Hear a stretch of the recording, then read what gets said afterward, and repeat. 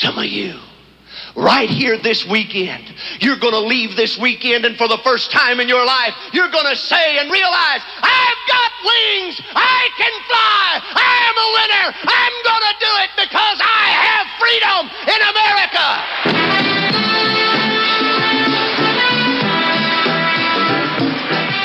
This is the world of Amway, a world where a business meeting is not just a business meeting, but a celebration.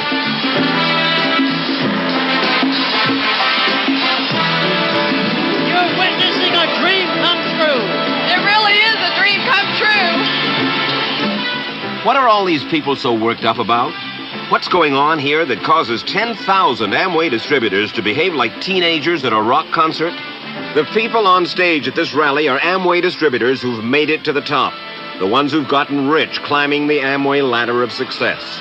But their main purpose here is to tell these thousands of hopeful Amway distributors in the audience that they can earn six-figure incomes too. How does it work?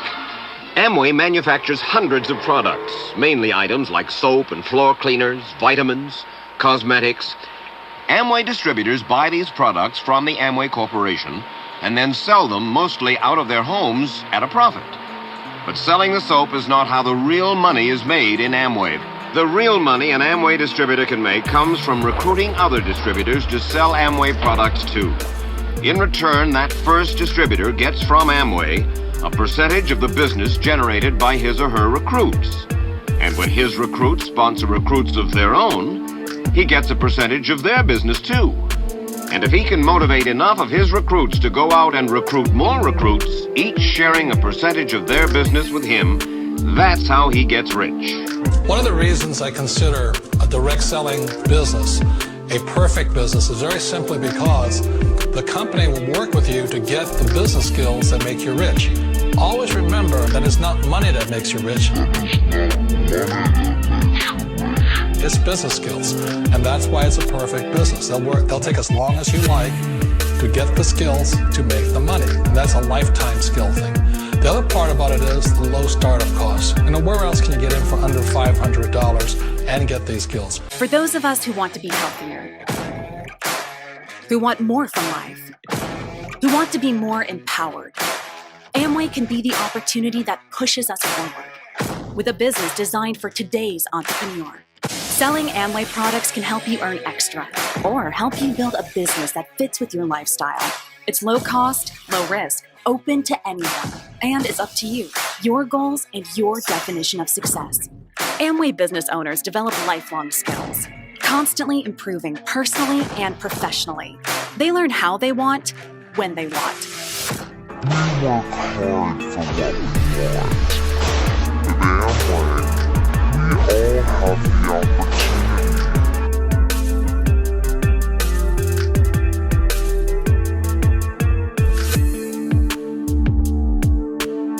Hello and welcome to my channel. My name is G, and on my channel I like to create videos to expose the shady, manipulative, and predatory tactics of MLMs. MLMs are multi-level marketing businesses, but they also go by call it networking, affiliate marketing, direct selling, referral marketing. Call it whatever you want. MLMs didn't just start popping up within the last few years. They have been around for decades, if not longer. I don't know, I'm gonna need to look into that. One MLM in particular, which is the king of them all, is Amway. Amway has been around for quite a long time, and it has ties to a lot of very powerful and well-connected people. In today's video, I wanted to share some horror stories specifically relating to Amway. I hope you enjoy the video, and if you do, feel free to like, leave me a comment, and tell me if you have ever had an experience with an MLM or with Amway. Let's go ahead and get started.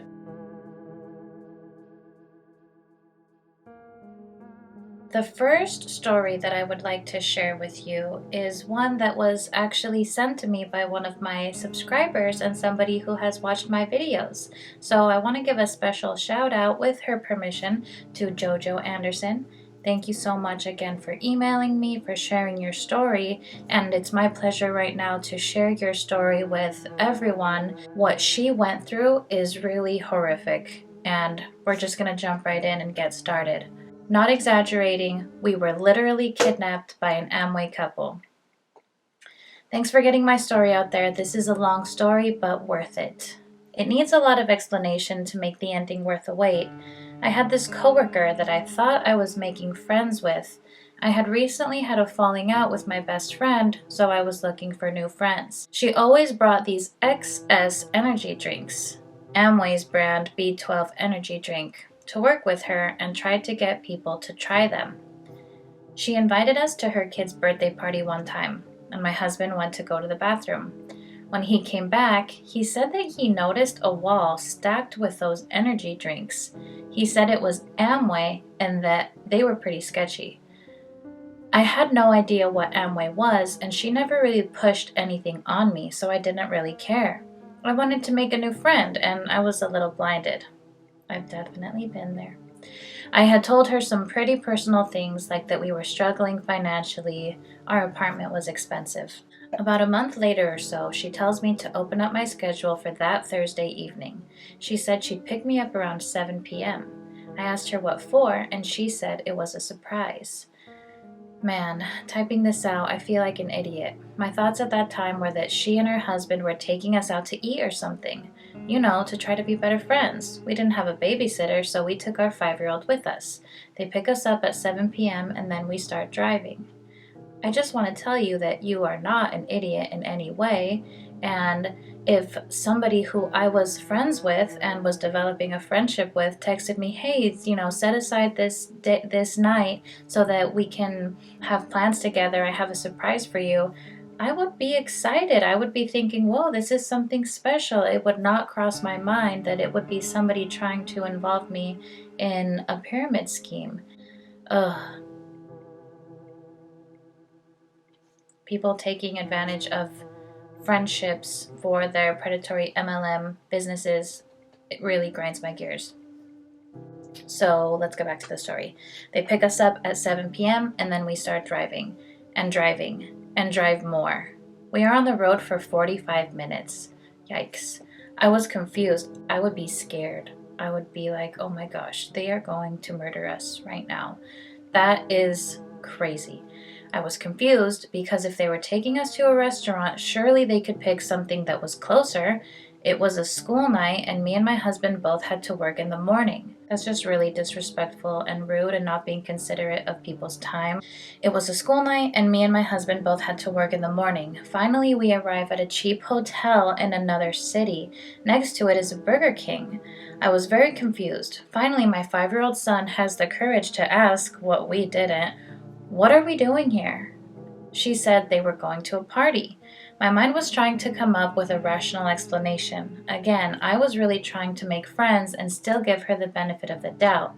I thought she was actually going to take us to a party, which explains why we drove for so long. We go into the hotel. Keep in mind, my family and I haven't eaten because I thought we were going out to eat.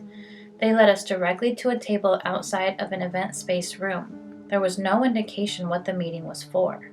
There were no banners and not even the company name on the sign-in sheet. My friend walks up to the table and starts signing us in and writes out our name tags. Meanwhile, the people behind the table were smiling at us weirdly. She puts our name tags on us, and this is the part that enrages me as a mom the most. She grabs my son's hand and leads him away from us so they could shoo us into the meeting room. Front and center, so there was no easy escape. She didn't ask if she could take my son somewhere else, and at this point my trust in her was pretty much gone. So a person I now didn't trust had my little boy without asking my permission, and we had weird people with creepy smiles filling up the room, blocking an easy escape. I was also in shock. My husband and I were texting under the table asking each other what the was going on. He said it was either a church thing or an MLM thing. Meanwhile, my friend's husband sits next to us. My husband asked what we were doing there. He says that maybe we've noticed he's come into some money recently. The way he said it with a creepy smile was so weird. I was in a room full of strangers with brainwashed smiles. He never actually says what it is we're here for. So although I am not a mother, I can definitely sympathize with the rage that she must have felt at this moment when somebody came and literally took her child away from her, shoot her in the opposite direction, and then also, did you catch the part where they put her and her husband front and center so there was no easy way to escape? All of those details combined just shows the manipulation, the way that they knew exactly what to do, and the fact that they probably trained these people to, separate the parents from their children. That's honestly very scary. Giving somebody charge of your child is a really big deal. It's just as simple as, I don't know you, I don't know who you are, don't take my child away from me, you freak. Ugh, just even reading that story, it's like I'm having an emotional reaction. I'm not getting my words out right, but that's just complete and utter and criminal, in my opinion. Like, that's criminal. After a while, the speaker comes up. This 21-year-old kid, he was in a suit. Everyone there was in a suit of some kind. He starts talking about buying products directly from the manufacturer and other stuff, and about recruiting. He was forming a suspicious-looking triangular structure with a recruitment model. He tries to get me and my husband involved by asking us how much we spend on household items. I just glare at him. Yes. And Joe, my husband, mumbles, I don't know. Meanwhile, Joe and I are texting under the table. Joe texts, watch this, gonna fake a panic attack. Joe let him go a few more minutes into his spiel before completely derailing his speech. Joe asks if he's met him before. The guy says no, but Joe's persistent, and turns out that this guy worked at the airport with my husband. The guy tried to deny that he worked there, saying that he quit months ago, and that Amway, finally we get the name, was his priority.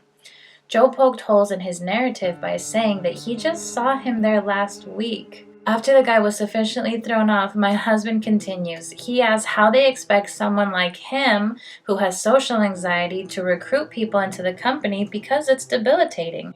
He does have it, but it's not as bad as he made it seem. They don't need to know that. Joe then proceeds to go into this rant talking about social anxiety and the pressure of selling products and opportunity to other people.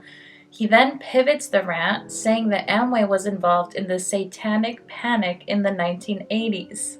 Turns out that Amway accused their biggest competitor, Procter & Gamble, of supporting the Church of Satan in the 1980s, and that they were all Satan worshippers, while P&G took them to court for it several times and won the suits. Wonder why Amway wanted to smear their biggest competitors' names. Seems suspicious. This was a big problem in the 80s, and they were using a public fear to smear them. After he went into detail about that, he tells them that he felt the effect of the satanic panic when he was growing up. Christians were scared to death of Dungeons and Dragons. Truth. And his mom beat the living crap out of him for playing it when he was a kid. False, but probably what a lot of kids experienced growing up. He goes on a little bit about this and how he was abused because he was a nerd. Exaggerating. By the way, I appreciate the little notes in there to let me know. I look over at the speaker and he's got a strange expression on his face of trying to be empathetic mixed with how the hell do I get this back on track? Oh my gosh, I would have loved to see what that looked like. I felt much more at ease thanks to my wonderful guy. My husband goes on a little bit more about Satan worship, a total rant, and then ends the speech with, you know what? I am a Satan worshiper. Acting! Then stands up to walk out. We get to the doorway. Someone in the room says, I just want to thank you for sharing about your feelings, and it took a lot of courage to say something like that. She then starts applauding him, and the whole room starts applauding. We walk out. I am telling you, I can't make this story up. Fact is much stranger than fiction. I immediately go looking for my son. She took him to the dining area for him to draw in her notepad. Lady, if you're going to take my son, at least feed him. I took his hand and pretended everything was fine. Meanwhile, my friend's husband and a couple other guys are talking to Joe about the Satan thing. I just want to get out of there, but there's no way I want to hear what they have to say, so I stay back with my coworker. I had looked up how much an Uber would be back home, and it was going to be $55 without tip. Did I mention we were broke? I was willing to spend it to get out of there. Ugh, this is horrible. And remember, they still haven't eaten at this point. And this has been hours. And they thought they were going to dinner. I was willing to spend it to get out of there, but they offered us a ride home because they were done with the meeting. Man, they were probably there late too, for them to be there when this meeting was over. Proves they only brought us there for one thing: money. We then proceeded to spend the next 45 minutes in the most awkward car ride of my life. Ugh, they mentioned that her husband's dad cut them off for working in Amway, and could we believe that?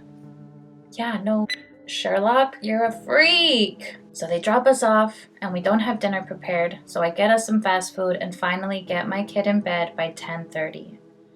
I'm pissed, but Joe says he was performing the whole time. He used to be in theater. Boom! Freeze! Michael Schoon, FBI, you know you did! Boom! Boom! Boom! Yeah, you thought you could get away with your little ruse, didn't you? Didn't ya? Well, you didn't. I laughed so hard. The next day, she comes to talk to me about it. She asked about Joe being a Satanist. I told her she'd have to ask him. She didn't want to do that, LOL. Turns out she recruited a 19-year-old that worked with us.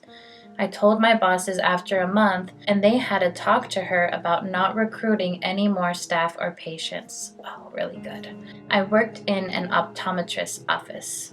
I've worked since then on learning how to trust my gut, and telling people that they betrayed you is okay to do, especially since I no longer considered her a friend.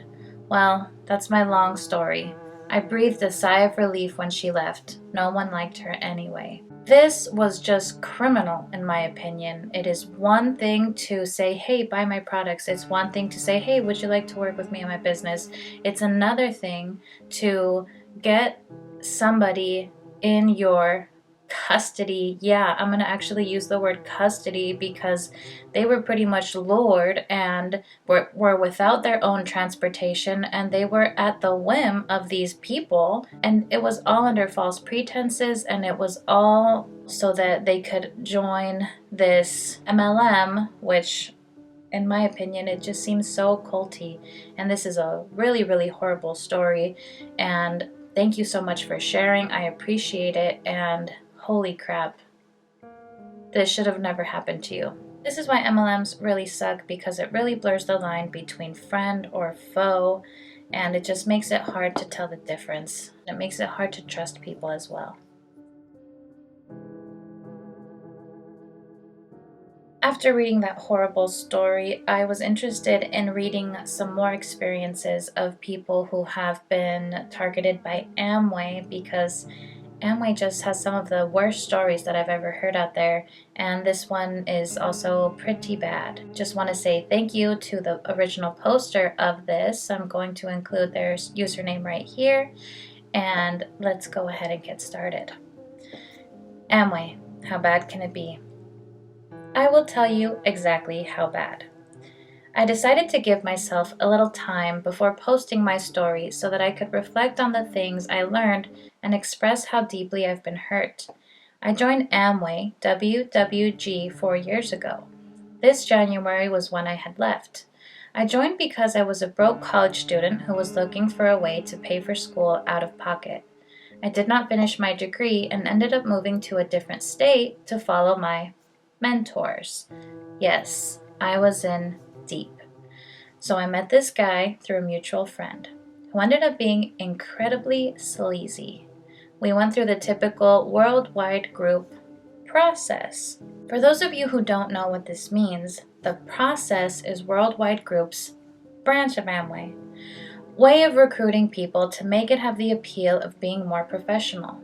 It will typically have 4 to 10 steps depending on the person recruiting you. The initial step is that you will be approached, be it at a coffee shop or a grocery store. A stranger or old friend will ask you if you are looking for more after they feign some intrusive small talk. Once you exchange contact information, they will reach out to you to book a meeting. This initial meeting will be called a meet and greet 1. This is where they ask you questions about yourself and lead into some kind of story, putting their upline on a pedestal and making it seem like you should be lucky to meet them, if you ever do. They will most likely assign you a book, Go Giver, Who Moved My Cheese, Compound Effect, and ask you to read it within a certain amount of time. For those who are wondering why I haven't listed anything by Kiyosaki, That is not money that makes you rich. That is not money that makes you rich. it's because it's too recognizable, so they are no longer using it. Then they'll meet with you again. The meet and greet 2 will be you two discussing the book you read. Then they'll draw a little diagram of a pyramid scheme on a napkin and convince you that it's not a pyramid scheme. My upline like to call it a hierarchy of leadership. Ick. So after that, they're going to ask you to come to a meeting. This phase of the process is meant to make you feel special. They'll say it's exclusive, that you're invited, and then they'll ask you to meet their mentor.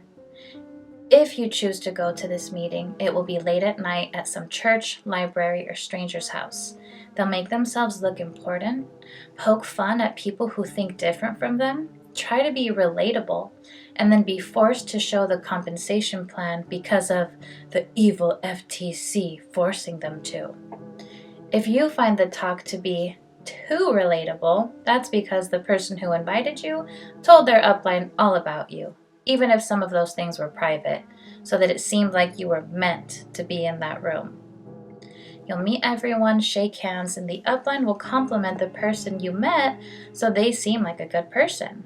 You'll continue to meet with this person over and over again about the same details until they know you're dedicated enough to pay the startup costs.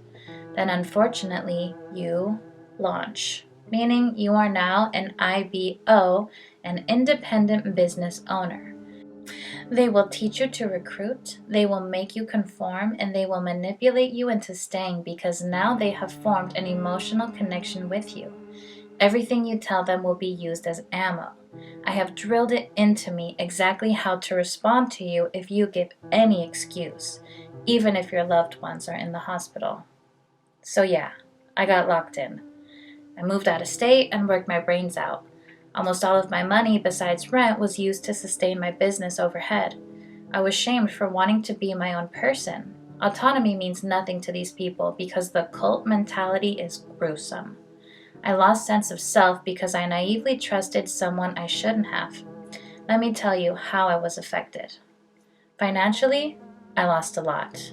I won't disclose how much, but I know I could have made a large down payment on a nice house if I had chosen to save all that money.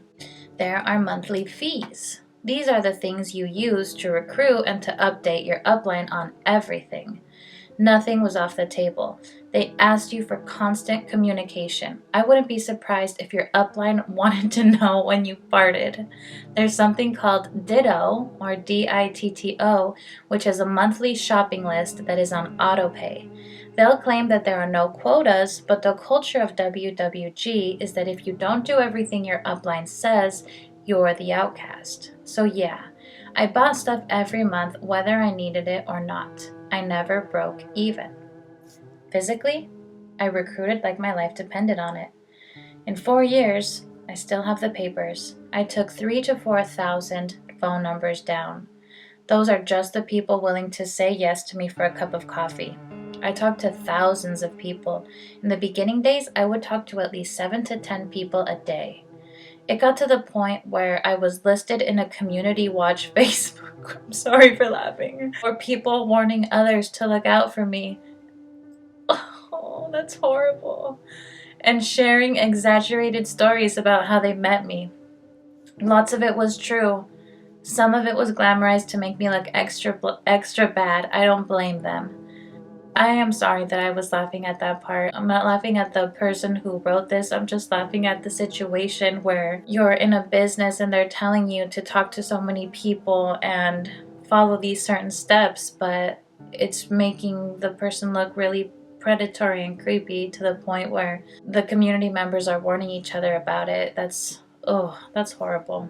Then there was the meetings. They'll make it look like you only have to go twice a month, but they don't tell you about how many coffee meetings you'll end up doing. And if you were a real go-getter, you'd be able to have access to all of your upline's meetings too. If I wasn't at work or harassing people at Target, I was in a meeting. I would eat, sleep, and breathe the Amway business. It was incredibly taxing on my body with the amount I was up and late nights that I dedicated, as well as the social interactions I had to have. I put myself in a fairly dangerous situation. There was a man, I use that word lightly, more like a creep, who took a liking to me and came to one of the meetings that was hosted in my apartment. Now this man knows my phone number, where I lived, and where I worked. He stalked me on the internet, and we often ran into each other through town. He confessed his love for me and looked at me like he wanted to do bad things to me, so much so that everyone in the meeting would notice and ask that I stop inviting him. So I spent all of my time out and mingling with strangers, alone in a foreign place, with no safe place to go in case anything were to happen to me. I had multiple people threaten me when they heard the name Amway. I mean, like, tell me they would do physical harm to me if I ever spoke to them again. Holy crap. Emotionally, mentally, when I tell you that cult mentality is more immersive than I had thought, that is an understatement. I ended up being someone I never wanted to be. My upline is very Christian. I dated a couple guys through those 4 years, and in WWG, they preach a lot on saving yourselves for marriage, whether or not you've already had sex.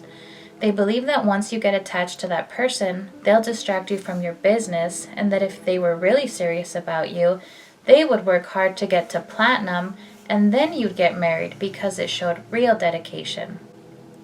The amount of people who would strip themselves from their desires so they could be in line with their upline was astounding.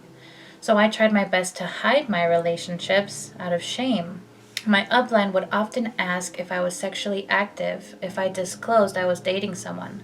It got really intrusive, and if I said yes, then I was shamed, and that was the reason that I wasn't moving forward, because of sex, not because no one wants to get into a pyramid scheme. It got to the point my upline called me promiscuous for having sex in consensual monogamous relationships.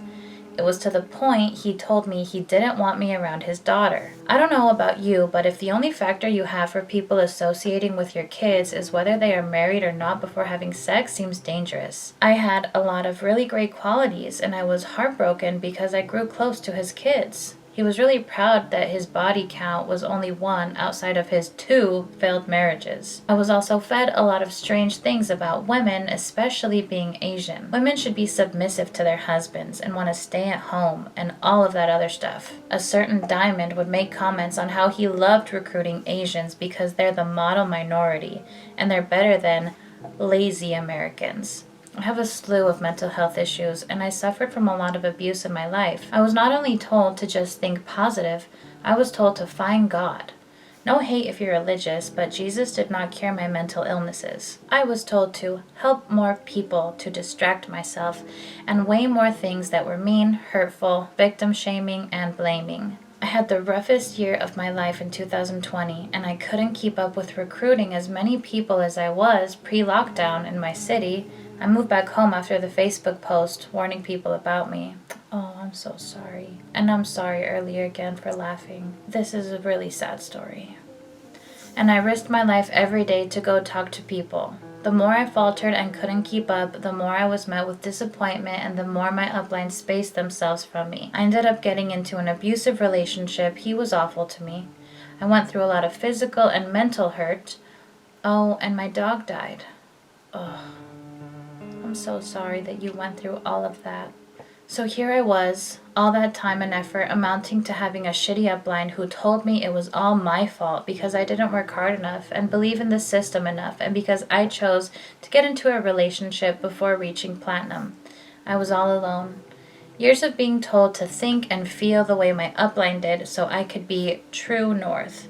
Meaning you are aligned with your upline so you're on a surefire path to success. So I was told I will only keep failing because I didn't listen to his advice. I ended up getting out of the abusive relationship, and as I was healing, I told my upline I was slipping mentally because I was recovering from being gaslit and physically hurt. I was met with more blaming/shaming. I was drowning financially after paying for my ex's plane ticket and giving him money to give him a head start back home. I know I shouldn't have. I was desperate to get him out of my place. Because of the pandemic, they increased the amount of meetings since everyone had more time on their hands. It went from twice a month to nearly daily for the more mandatory ones. One day, it all slipped out and I talked to my current friend at the time, we've known each other 10 years, and my boss about what I was going through, and they really sympathized and supported my choice to leave. My boss thankfully helped me financially get out of the hole I was in, and my boyfriend has been nothing but kind and patient. I go to therapy weekly, and I'm trying to rediscover myself. Present, I am much better. In the last 4 months, I have been able to make more than I ever have in my life, and I have saved more than I have ever made in Amway. I reached out to old friends to apologize for bothering them, and I also am on better terms with everyone in my life. I have some vague plans for the future, but it's agreed that I take these next 2 years to find myself again. I was on the WWG Diamond plan, which meant no social media, no entertainment. You wake up and go to work and build your business and go to bed. I have no ideas what my hobbies are, what I like, and I am just getting into the loop of things that are current. I have a really long way to go with recovery from this experience because I still find myself feeling certain things. I have a really hard time spending money on things for myself if it's frivolous because I was shamed for doing so for so long, and because of the budget they do for you. I nickel and dimed everything.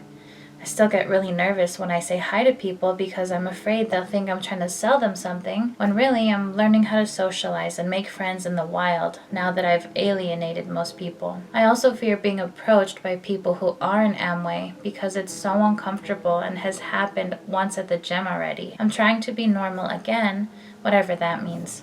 I'm very extroverted and I love people, so getting back to the fun, confident person I was growing into in the beginning of college has been challenging, but I have enjoyed these new things. It's also really, really cool to have this much free time to do whatever I want to do. That's it, my story in a nutshell. The shortest I could possibly make it. I really hope this helps someone. Wow.